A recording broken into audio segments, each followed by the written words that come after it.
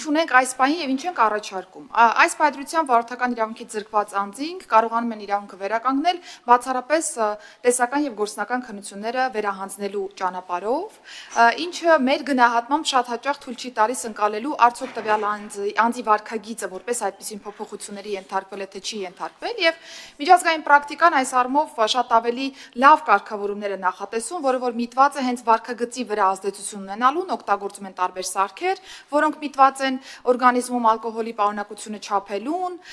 կամ օգտագործում են փորձաշրջանի գաղափարը, ինչպես նաև անձանց որոշակի ժամանակահատվածով տալիս են բալերի ավելի սահմանափակ քանակ, եթե հետագայում վարորդը ապացուցում է ճակերտավոր, որ ունակ է լավ վարելու, ապա գնալով բալերը բարձրացվում են այս մասով եւ օգտագործելով օրենսդրական այս հնարավորությունը եւ միջազգային պրակտիկայում արկա մոտեցումները մենք առաջարկում ենք հետեւյալը. վարորդական իրավունքից զրկվելու դեպքում անձը զրկման ժամանակահատվածում բնականաբար չի կարող վարել տրանսպորտային միջոց, որպես կանոն այդ ժամանակահատվածը 1 տարին է, ունենք բացառիկ դեպքեր, երբ որ այդ ժամանակահատվածը 2 տարին է։ Այդ ժամկետը լրանալուց հետո նախատեսում ենք ունենալ պետական տուրքի վճարում 50,000 դրամի չափով, որի պայմաններում ինքնաշխատ եղանակով վարորդական իրավունքը կվերականգնվի անձի։ Բայց վերականգնման պայմաններում անձին տալու ենք սահմանափակ թվով բալեր, որը 6 բալն է մի տարվա կտրվածքով, որպեսզի կարողանանք վստահ լինել, որ այս սեղմ բալային համակարգի շրջանակներում անձը վերադասավորել է իր վարքագիծը եւ ունակ է վերադառնալու երթևեկություն պատշաճ կերպով, եւ եթե 6 բալի շրջանակում անձը որևէ խնդիր չի գեներացնում, այսինքն չեն սպառվում բալերը կամ չի զրկվում այդ ժամանակահատվածում վարորդական իրավունքից կրկին, ապա դրան հաջորդող տարվա ընթացքում ստանում է ստանդարտ 13 բալ ընդհանուր միավորը, այնպես ինչպես որ մեր մյուս քաղաքացիները, այսինքն մեթոդը հետեւյալն է. կարճ ժամանակահատվածում ֆիքսում ենք փորձաշրջանի ժամանակահատվածում տալիս ենք ավելի սահմանափակ թվով բալեր, եթե անձը իր վարքագծով ցույց է տալիս, որ ունակ է շարունակելու նորմալ գտնվելու երթևեկության մեջ, ապա այս ժամանակահատվածը անցնելուց հետո կրկին վերադարձնում ենք իրեն 13 բալային համակարգի ընդհանուր տրամաբանության մեջ։ Բայց ինչ եթե այս ժամանակահատվածում անձը սպառում է բալերը կամ զրկվում է վարորդական իրավունքից, տրամաբանական է, որ արդեն գործ ունեն կրկին զրկման իրավիճակի հետ եւ անձը նորից 1 տարի ժամկետով զրկվում է վարորդական իրավունքից եւ դրանից հետո իրավունքի վերականգնում հնարավոր է բացառապես տեսական եւ գործնական քննությունների իրականացման ճանապարհով։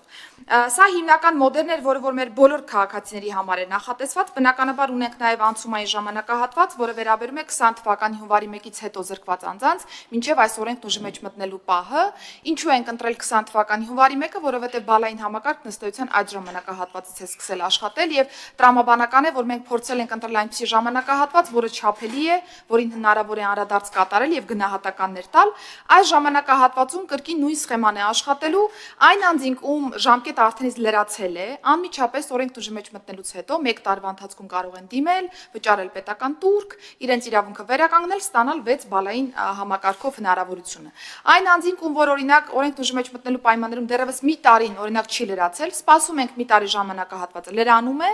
լրանալու օրվանից հետո մի տարվա ընթացքում կրկին կարող են դիմել, վերականգնել իրենց իրավունքը, վճարելով համապատասխան պետական տուրք եւ ստանալ 6 բալի հնարավորությամբ փորձաշրջան։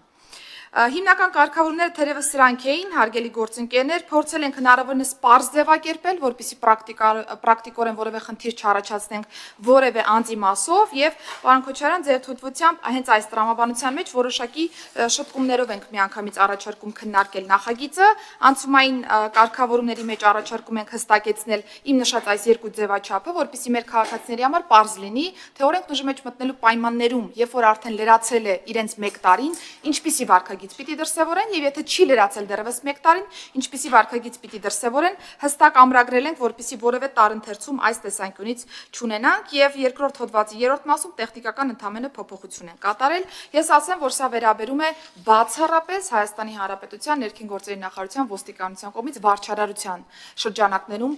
վարորդական իրավունքի զրկման դեպքերին, սա չի վերաբերում դատարանների կողմից զրկումներին, սա չի վերաբերում առողջական վիճակով պայմանավորված վարորդական իրավունքի զրկման դեպքերին, այսինքն այն պայմաններում, երբ որ անձինք ունեն վարորդական իրավունքին խոչընդոտող հիվանդություն, այս մեր քաղաքացիների վրա չի տարածվում օրենսդրական այս կարգավորումները։ Շատ հակիրճ եթե այսքանը, շնորհակալ եմ։ Հարցեր նախարարին, Հայկ Սարգսյան, այդպես վերջում ես։ Շնորհակալ եմ շատ զեկուցման համար, Տիկին Սարգսյան, բարձրաբանումները տվեցիք, բայց քանի որ ելույթը երկար էր, ուզում եմ հստակ մի քանի հարց, որոնք ինձ հաճախ են տալիս այս օրերի ընթացքում, դրանք եւս մեկ անգամ նշենք։ այս օրենքից կարող են օգտվել բոլոր զրկվածները, ովքեր որ զրկվել են թե խմացության համար, թե բալերը սպառվելու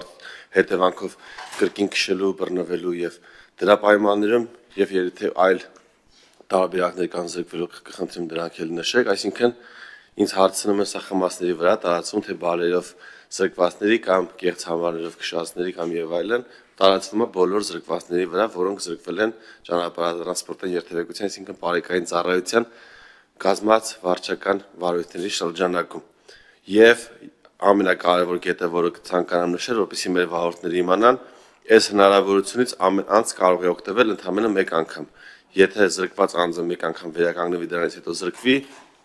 երկրորդ անգամ չի կարողանալու այս հնարավորությունից օգտվել եւ պետք է արդեն անպայման հանձնի գործնական եւ տեսական քննություններ։ Սա շատ կարևոր է ֆիքսելու համար, որպեսզի մեր վարորդները իմանան, որ սա մշտական չի լինելու, մեկ անգամ տրվելու ամեն անձի այս հնարավորությունը ու պետքա շատ զգուշ վարեն ու նաեւ սրանով անհանգստություն չառաջացնեն մեր օրինապահ վարորդների համար, քանի որ արդարացի դժգոհություն կա նաեւ օրինապահ վարորդների կողմից, թե ինչու պետք է նման հեշտ հնարավորություն տրվի, նաեւ մեր օրինապահ վարորդներին ասենք, որ սա ընդհանրապես մեկ անգամ է տրվելու եւ մեծ հավանականությամբ ու սպասումով այս վարորդների վարկը փոխվելու է։ Ես ուզում ասեի ու տիկին նախարար ունեք վիճակագրություն զրկված անձանց քանի տոկոսն է զրկվել խմացության համար, քանիսն է զրկվել բալերը սպառվելու հետևանքով եւ այլն։ Եթե ունենք թվեր կամ տոկոսներ, կխնդրեմ նշեք։ Շնորհակալություն պարոն Սարգսյան կարևոր հարցադրումների համար։ Առաջին հարցի պատասխանը ոստիկանության կողմից զրկման բոլոր դեպքերին է վերաբերում, սա, բայց նորից եմ ուզում շեշտել ոստիկանության կողմից զրկման դեպքերին, որպեսզի կրկին տարընթերցման տեղիք չտանք եւ զրկման ժամանակահատվածը անցնելուց հետո աշխատում է այս արդեն սխեման։ Ընդ որում, երբ որ ասում ենք զրկման ժամկետ մի տարի որպես կանոն, բայց բացառիկ դեպքերում կարող է 2 տարի ժամկետը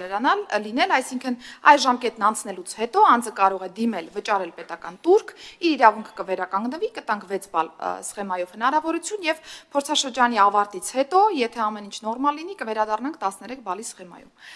Երկրորդ հարցադրման մասով, այո, սա մի անգամ տրվող հնարավորություն է որպես այդպեսին, որովհետև մենք ընդառաջ ենք գնում վարորդին, ասում ենք, որ տալիս ենք փորձաշրջան, եթե փորձաշրջանի ժամանակահատվածում կապացուցես, որ որպես վարորդ պատշաճ կերպով կարող ես հանդիսանալ երթևեկության մասնակից եւ 6 բալի պայմաններում նույնիսկ կարծում եմ պատկերացնում եք, թե 6 բալի ինչքան խիստ ենք մոտեցել, 6 բալի պայմաններում նույնիսկ կարողանում ես մի տարվա ընթացքում պատշաճ վարել, ապա պետությունը համոզվում է, որ դու վերականգնվել ես որպես երթևեկության պատշաճ մասնակից եւ կարող ես շարունակել գտնվել երթևեկության մեջ։ Լսել եմ, որ բազմաթիվ քննադատություններ, քննարկումներ բնականաբար կան, բայց եթե երթևեկության ընդհանուր տրամաբանությունից փոքրինչ ծանոթ մարդիկ դիտարկեն այս լուծումը, վստահ եմ կհասկանան, որ մենք բավական խիստ ենք մոտեցել, տվել ենք 6 բալ, այն էլ մի տարվա ընդհանուր հաշվարկով, եւ եթե 6 բալի շրջանակներում փոքր նույնիսկ խախտումներ եղան եւ մեկ անգամ վարեց հարբած վիճակում, ապա 6 բալը ամբողջովին սպառվում է եւ գնում ենք նորից զրկման ճանապարհով։ Կհիշեն մեր գործընկերները, որ գործող ստանդարտ իրավիճակում, եթե բալերը սպառվում են, մենք ավտոմատ չենք գնում զրկմանը։ Կասեցնում ենք, հետո եթե նորից է խախտումը կրկնվում, նոր գնում ենք զրկմանը, բայց այս պայմաններում, եթե 6 բալի շրջանակներում նույնիսկ ունեցանք սպառումը դիտարկվում է որպես վարչական պատասխանատվություն, զրկում, այո, լինելու է զրկում եւ գնալու ենք նույն ռեժիմին, հստակ ամրագրել ենք օրենքի նախագծով, որ սա միայն մեկ անգամ տրվող հնարավորություն է եւ մեկ անգամ հնարավորության դեպքում, եթե անձը արդարացրեց պետության սպասելիքները, ակնկալիքները իրենից, ապա կվերականգնենք նույն սխեման, իսկ եթե ոչ, կգնանք կրկին ավելի բարդ ճանապարհով նորից ստուգելով նաև իր գիտելիքներն ու հմտությունները ընդհանուր process-ի շրջանակներում։ Եթե անդրադառնանք ընդհանուր վիճակագրությանը,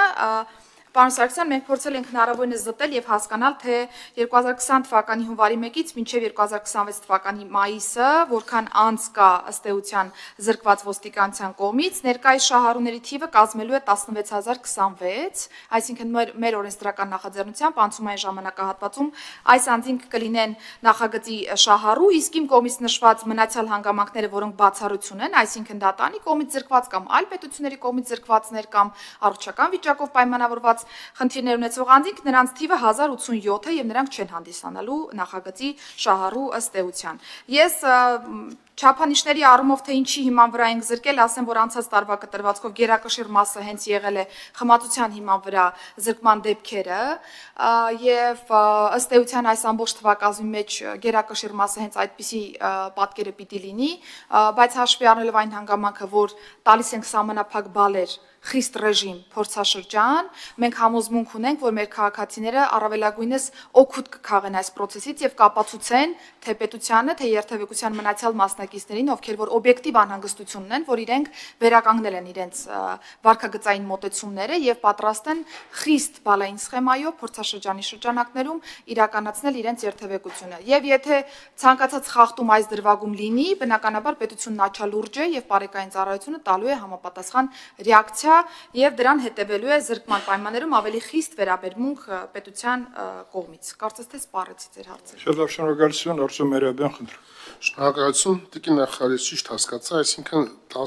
10 տարի առաջ զրկված անձինք այս ամենից չեն կարող օգտվել, այսինքն 19 թվականին, այսինքն 19 թվականին, 18 թվականին ովքեր զրկվել են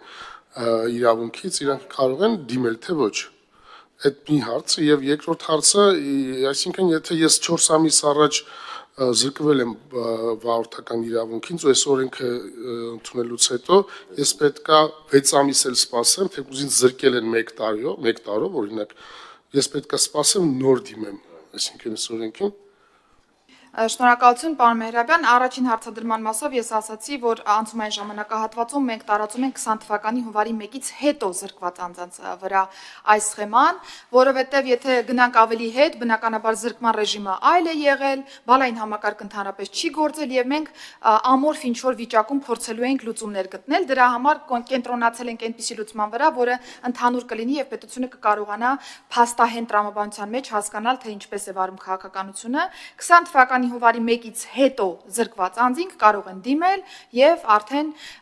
մասը կազմել այս օրենսդրական փոփոխության։ Օրինակով եթե ասեմ, եթե 20 թվականի հունվարի 1-ին է զրկվել, օրինակ, 1 տարին բնականաբար արդեն լրացել է, օրենքն ուժի մեջ մտնելու պայմաններում, նույնիսկ հաջորդ օրը կարող է դիմել, վճարել պետական տուրք, վերականգնել իրավունքը, ստանալ 6 բալ 1 տարի փորձաշրջանի ժամկետով։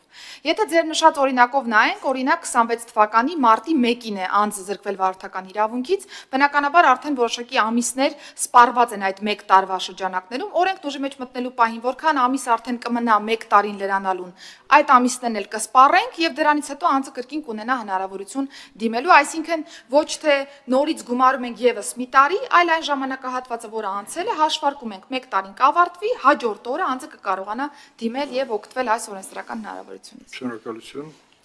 Դուք արձագանքելու կարիք ունեք։